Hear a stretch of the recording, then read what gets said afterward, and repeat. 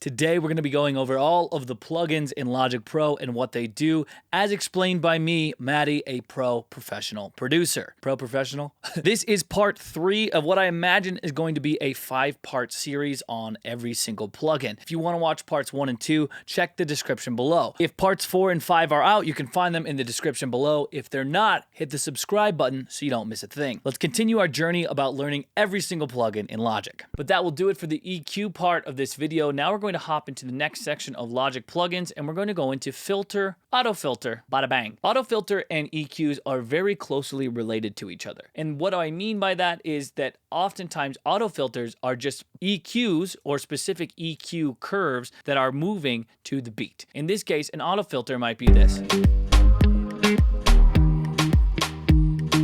In this case, this would be a low-pass filter. So this is a type of filter, and we're just going to be able to add them and modulate them in time with some of these filter plugins. I'll turn this off, turn on auto filter, I'll go through some of the features. Just like before, we have a ton of different presets we can go. Let's go for a stereo high pass and just see how it sounds.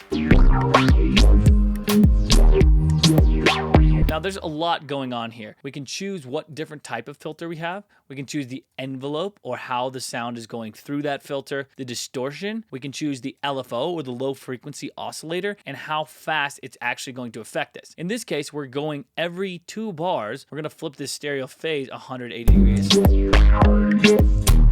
You can kind of hear that changing throughout.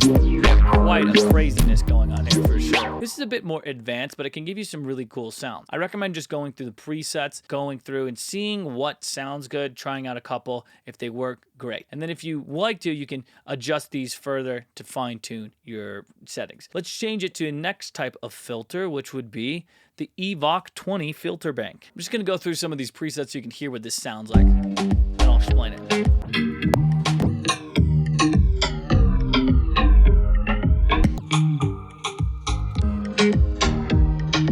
You can see up here that we're adjusting kind of the volumes of each of these different frequencies. So let's just put some of these down and see what it sounds like.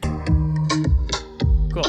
And maybe we'll take some of these down as well. We'll just randomly put these down. Cool. We can boost A, this top notes over here, or we can boost B.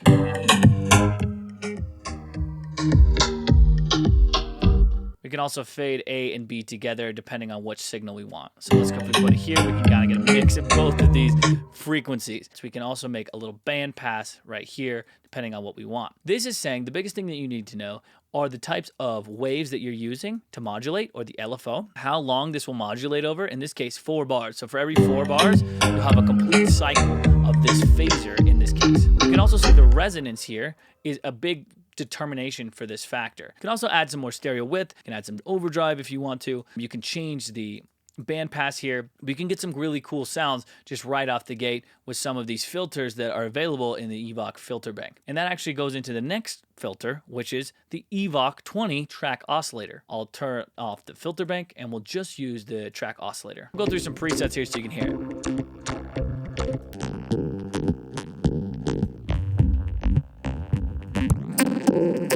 Sounds super robotic, and that's because it is. An oscillator, when it comes to synthesis or synthesizers, is just something that plays a certain type of wave. In this case, we can choose the wave down here between a saw, a triangle, a square, a distorted square, what looks like a crazy wave. I'm not exactly sure what that is.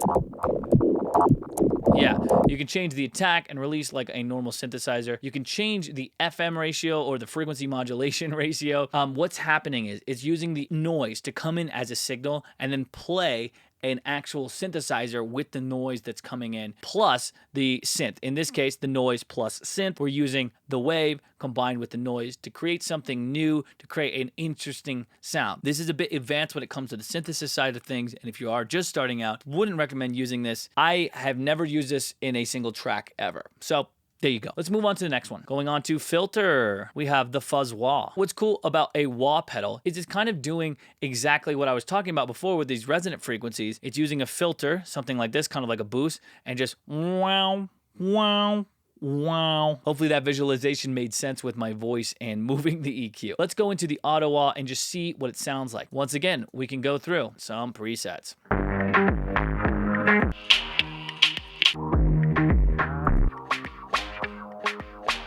Here's that classic wah sound that you're kind of looking for.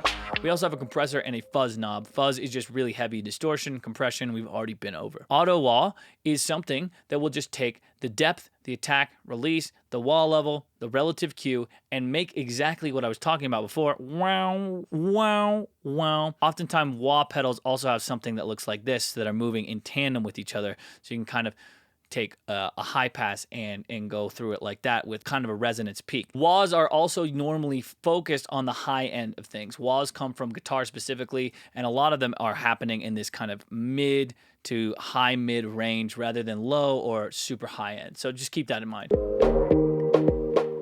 Super cool effect. I'd play around with it. It's got a distinct sound. Definitely worth a shot or worth a check. I have used this before, so not completely out of the blue. Let's go into filter. We'll go into Spectral Gate and we'll finish off our filter. So the Spectral Gate is a very interesting plugin. And what it allows you to do is change the center frequency, change the bandwidth of that center frequency, and then affect the low end, or this green part here, the high end in different levels, and then also affect and modulate them separately or add different effects. For example, we have the bandwidth modulation, which is the outside green parts are going to be modulated a certain amount, but this middle part stays not modulated. This would be the opposite. This middle part is modulated, everything else isn't. We can also affect the low level here and change the levels here, the level and the high level, kind of like an EQ. Add some sub energy as well into this center frequency. I mean, it just allows for some creative control and modulation over specific parts of the frequency spectrum, especially this low end and high end parts. I don't use this hardly at all, but that is an overview of what it's actually about. If you are a beginner, steer clear of this plugin for now, focus on some of the other basic ones, but got some cool effects if you want to use it. That will do it for the filter part of our journey. Let's hop into the next part, which will be imaging. Now, this is something that I do use a lot more frequently than the filters. We'll start with binaural post-processing. Binaural post-processing and this plugin are related to surrounding a listener in a 3D immersive experience. Now, not everyone has the capabilities of hearing this, but the idea of binaural beats is that even if you're wearing headphones, you can have sounds move across the spectrum, come from behind, etc., etc. This plugin helps to emulate that and make your beat sound like that. I don't have a full Adobe Atmos or surround sound set of speakers, and my guess is that you probably don't either. So for this plugin, the binaural post-processing isn't going to make a ton of sense. You could change the compensation mode and get some slightly different sounding results, but all of them aren't going to be fully experienced like you might expect. If you are going to get into some 3D immersive mixing, there are probably some better plugins than this one. Next up, we have the Direction Mixer. So the Direction Mixer can help add some stereo spread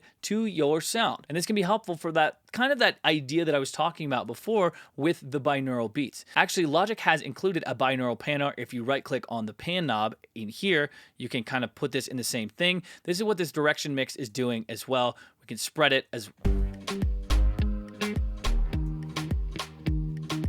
this directional mix can help put it in that 3D space like I was talking about before, which can really make your headphones just kind of go crazy. We can go all the way around here. We can even automate it so that it sounds crazy. Like I said before, you can also affect that spread, which will make it spread even more. Something I find myself using a lot is not using the panning at all, but then just using the spread to spread out the sound. For example, I'll go here, Direction Mixer, and just spread out this drum track.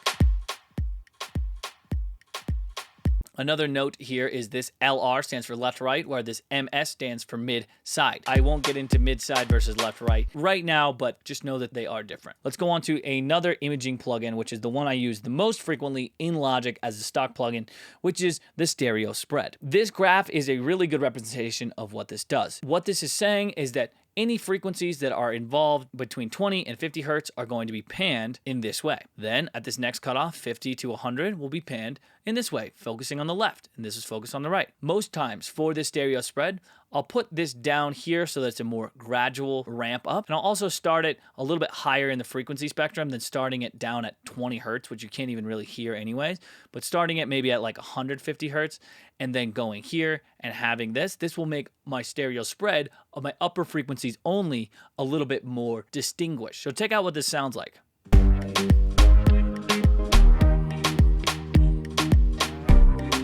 Without, with, just really subtle, but it helps bring that stereo spectrum a little bit wider, and especially for that high end like I was talking about, can be super helpful for mastering. And with that, we'll move into the next part of our plugin adventure, and we'll go into, what is it? Oh, metering. Metering are just meters that will tell you what your song's doing at any one point in time. They can be about loudness, they can be about tempo, they can be about what note your guitar is playing.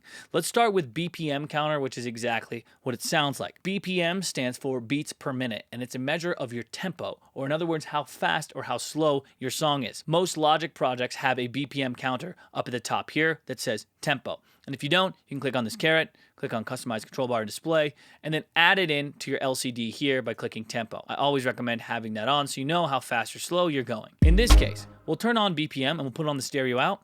We'll let our song play, and it will calculate what our BPM is. In this case, it should be 105. Wow, look at that. This is super helpful for tracks that you don't know the BPM of or that you didn't create on your own.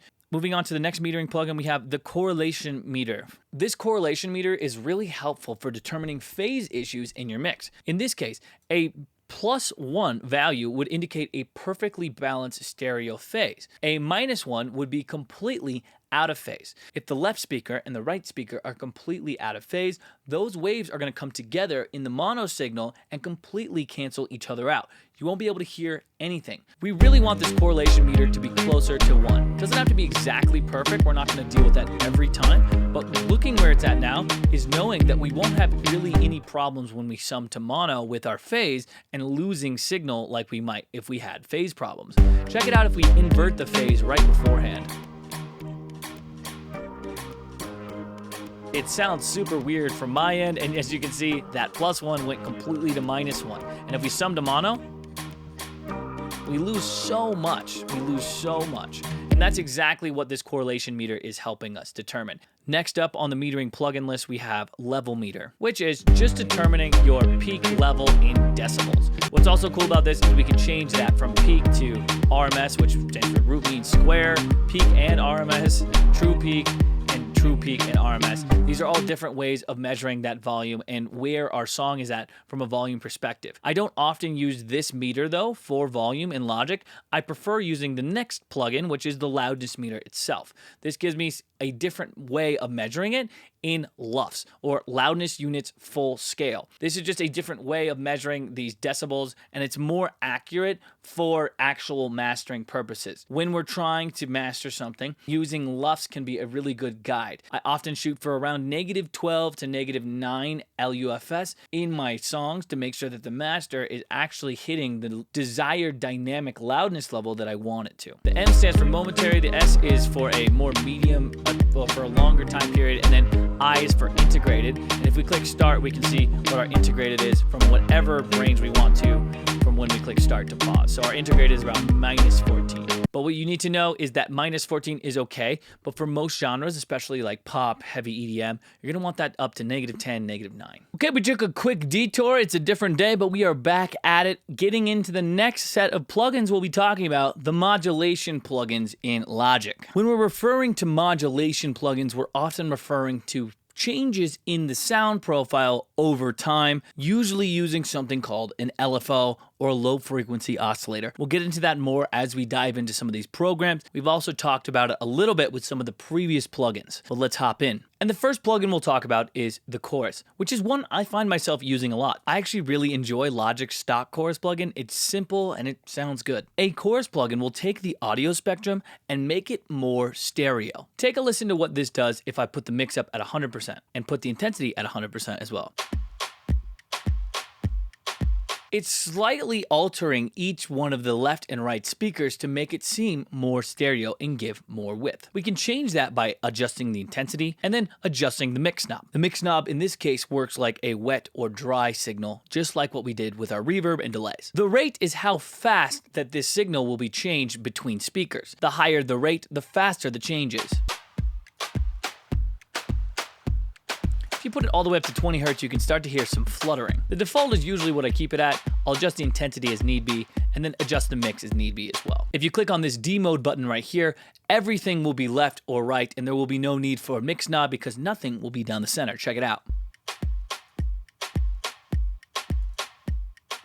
I find myself using chorus a lot with background pads, background guitars, anything I want to really put in the stereo field spectrum, but keep it in the background. Let's hop into the next one. Next up, we have Ensemble. Ensemble does something similar to chorus, as in it makes the stereo spectrum a little bit wider, but what it does is it repeats the audio signal over and over again according to the number of voices. In this case, if we put 8 times, it would repeat this audio signal 8 different times to give it more beef. As a result, you can see here, we can change this LFO to make these voices sound different, and it gives you a good visual representation of what's happening. You can also add the stereo spread to make it wider. The output mix. Change the phase of these individual voices. In this case, the ensemble is controlled by LFOs like I was talking about earlier, or low frequency oscillators. Basically, these are just waves at certain frequency hertzes and responses that will change depending on what hertz it is, but they will affect the signal according to this hertz. No actual sound will be played through an LFO, it's just used to modulate or control some of these parameters that we're talking about. You can mess around with this to get different sounds. My favorite place to use Ensemble is on background vocals, especially to add some thickness to it. Let's go on to the next one. Next up, we have a flanger. A flanger you can think of as a modulation of a resonant peak on an EQ that will sweep up and down the frequency spectrum. If I go like this and play my sound, it will flange kind of the sound. A flanger usually goes with the beat of the track, but you can also put it to hertz like right here. If we click on this note, we can use quarter notes, half notes, etc., to move that modulation according to the BPM of our song. I'll get rid of this EQ and we can hear this flanger in action as it sweeps that resonant frequency up and down.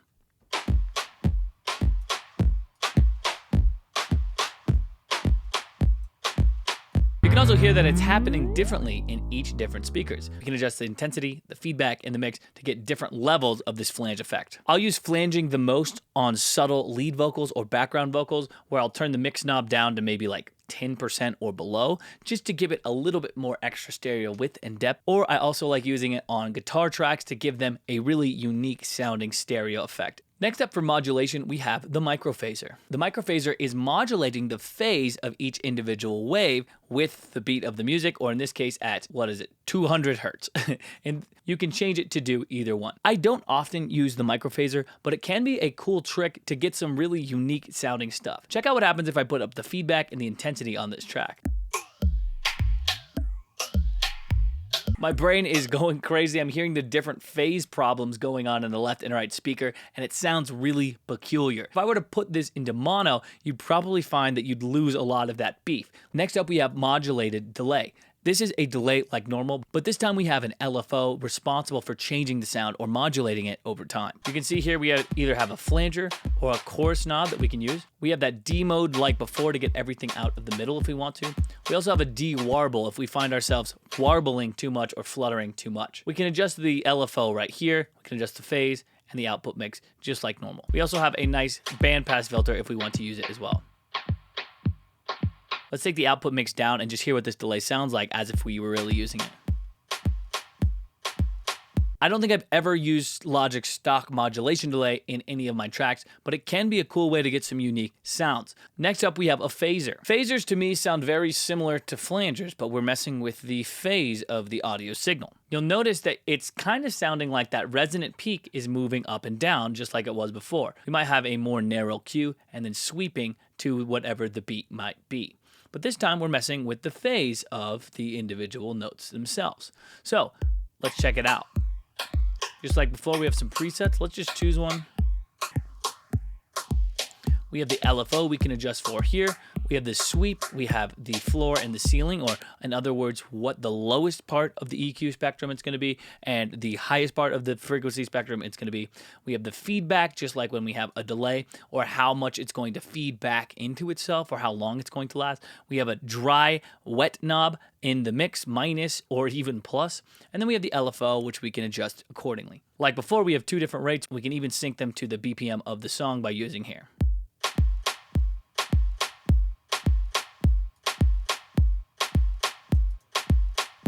Let's adjust this mix knob up again.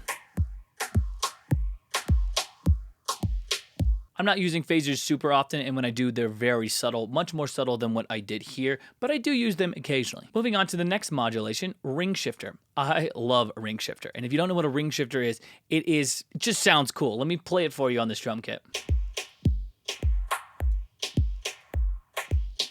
The way a Ringshifter works is it's combining two different signals. It's combining your main audio signal with a type of sine wave, synth wave that you might want to use. That combination often results in metallic, bell, organic type harshness that can be really cool. It also has the added benefit of adding that stereo width that I talked about before, just like a lot of these other modulation plugins. I love using this on guitars itself. I think that using the ring modulator on a guitar can give it that width that it didn't have before, and it still sounds pretty cool. Just like with a lot of our plugins, we have a dry wet knob, we have an envelope follow, we have the oscillator, which is responsible for that exact wave I was talking about. We have the frequency shift, we have some different options up here, the stereo width, the feedback like before, the delay, and so on and so forth. I recommend if you're just getting into this, go in here, choose one of these default presets, tweak to some parameters, see if it sounds good, and go from there. We're combining our original signal with a different waveform, which is resulting in this kind of bell sound. I don't often use it like this, and when I do use it, it's a lot more subtle, just like with a lot of these modulation plugins, but in this explanation, it makes sense to turn it up so that you can understand what's going on. Next up, we have a Rotor Cabinet. A Rotor Cabinet is a plugin designed to emulate rotor cabinets of old. Logic has a really good visual representation of what's happening here. We can slow down this rotor here by using this rotation knob here. We can even stop it right here, and it'll slowly slow down, slow, fast, etc. You can see that this tube right here is what's moving, and these microphones are picking it up. As it rotates, it's going to just create a really cool effect. Because these mics are in stereo, you're going to get a really cool stereo effect. My favorite place to use this Rotor Cabinet is on guitars, and it creates a psychedelic type sound. Let me play it for you on this guitar track so I can show you what I mean. We can change how fast this motor moves, we can change the acceleration, we can change the horn versus the drum, or in other words, what mic is doing what. We can have the stereo width on each one as well. Really super cool. I love this effect. Psychedelic, right? Moving on to the Scanner Vibrato. This is a simple vibrato / chorus plugin that you might find standard on a lot of the stock amplifiers that we talked about earlier. Vibrato and chorus are they each do kind of something different. We have 3 different flavors of vibrato with V1, V2, V3, and 4 different flavors of chorus with C0 through C3. As you can see, when we have the chorus, we can adjust the depth, the stereo phase, and then the rate of the left and right if we want to add even more stereo width. Same with the vibrato. You can see what's happening with these guitars here. Chorus we've already talked about, but vibrato adds a slight flutter to the note. If this is a straight note, ooh, adding vibrato would make it sound ooh. It would go up and down and modulate in pitch really quickly. That's what vibrato is doing here, and we can adjust that rate as we see fit. Next up, we have the spreader, and the spreader does exactly what it sounds like. It spreads the stereo spectrum out even further. If we put the intensity all the way up and the mix all the way up, you can hear we're already dealing with a very wide signal. I'll put both of these to mono so you can hear what this spreader does and the difference it makes. I use the spreader a decent amount. I like some third-party spreader plugins better, but I find this one works totally fine. And it sounds pretty good too. Let's move on to the last plugin of modulation. We'll go into Logic, Modulation, and Tremolo. Tremolo is an effect that I hear really, really popular at the moment, especially for vocal stutter effects that are happening. A tremolo will take a signal like this, ooh, and then add volume, swells, and peaks and valleys so it sounds maybe more like this. Ooh. This will make more sense when I actually put this on a track. Let's add it to the bass. Those are the most sustained notes we have. In this particular tremolo plugin, it's moving from the left to the right speaker, which can be a really cool effect, especially in Logic. If we don't want that to happen, if we don't want it to travel from speaker to speaker, we can adjust the phase here. A 0-degree phase will mean that everything happens in the middle, and for the bass, that makes sense. If we do want that other phase, like where it's traveling from speaker to speaker, we can go 180, and then all of a sudden it's changing to the beat of the song, in this case, a quarter note. Some of the biggest things you can do with this is adjust the depth. So the depth is going to be how much volume it actually takes out at each point. The smoothing is the other big thing that you can take out. If you have the smoothing down at 0, it's going to pretty much be a square wave, meaning that it's going to turn on in volume and then turn off very abruptly. The smoothing is more like a saw wave where it has some gradual things to it. So let's check out what this sounds like with smoothing. Let's take it with this square wave with the smoothing down at 0% to show you what I mean. You can hear that it's fluttering and it's going in with these quarter notes. If we take the smoothing up a little bit, we can get a in-between effect. That will do it for part 3 of our expedition on exploring every single plugin in Logic Pro. I know that all of this is a lot to digest, but I promise with time, it's going to all become easier. Check the description below for the other videos of the series, and I'll see you in the next one.